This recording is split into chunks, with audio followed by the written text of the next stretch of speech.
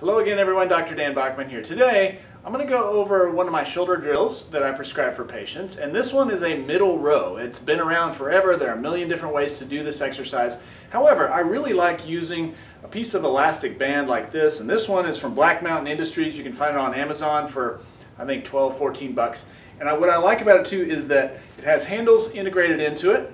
It's durable and sturdy, and it has a door anchor. So I don't know if you can see this, but this is a strip of nylon with a fat end on it. So this allows you to use any door as a super solid anchor point for this exercise. So to do a middle row, I've got a doorway that's open here. There's a crack in the door that I'm going to stick the fat end through, and then I'm going to close the door on it like that.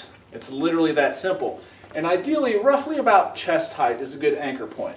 And then a middle row, the most important part of a row is the chest out finish for 1 whole second before you release. And I'm using very low resistance here just to show you guys what this should look like. So everything up until this point is just arms, which is fine, but the most important part of a row is the chest out finish. There's only about an inch difference there, but that last inch is where you're engaging rhomboids and middle traps.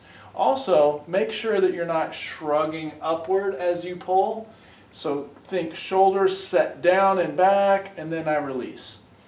And nice, smooth, controlled motion. How far you go forward kind of doesn't matter on the release. The chest out finish for 1 whole second is the perfect amount.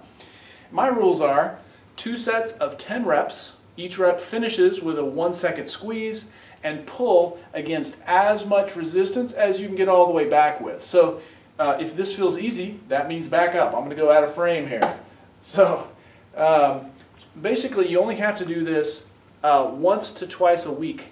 In fact, I prefer doing it once a week but treating it like a heavy lift. Meaning when I do these, and I only do them once a week, I use seated cable row at the gym, but I go use as heavy a resistance as you can get all the way back to chest out, with good smooth form and good control over the lift.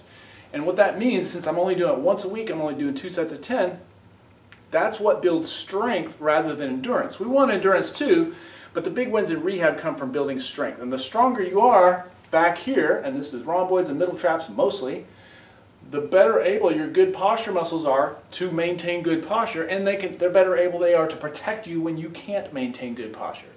So again, once a week, 2 sets of 10 with a 1 second pause in the chest out position, pulling against as much resistance as you can handle. And if you're already doing an exercise program, plug this in and forget it. Leave it a 1 time a week thing that you never deviate from. You can do other stuff too. You can do other versions of rows. Just make sure you keep this one in there.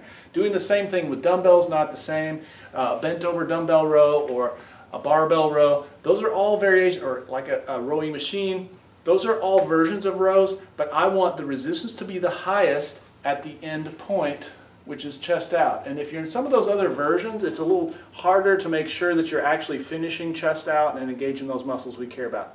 So hopefully that's helpful and makes sense. And if so, great, give us a like. And definitely look for more exercise video demos. I'll be shooting more of those in the future. And until next time, I will see you guys.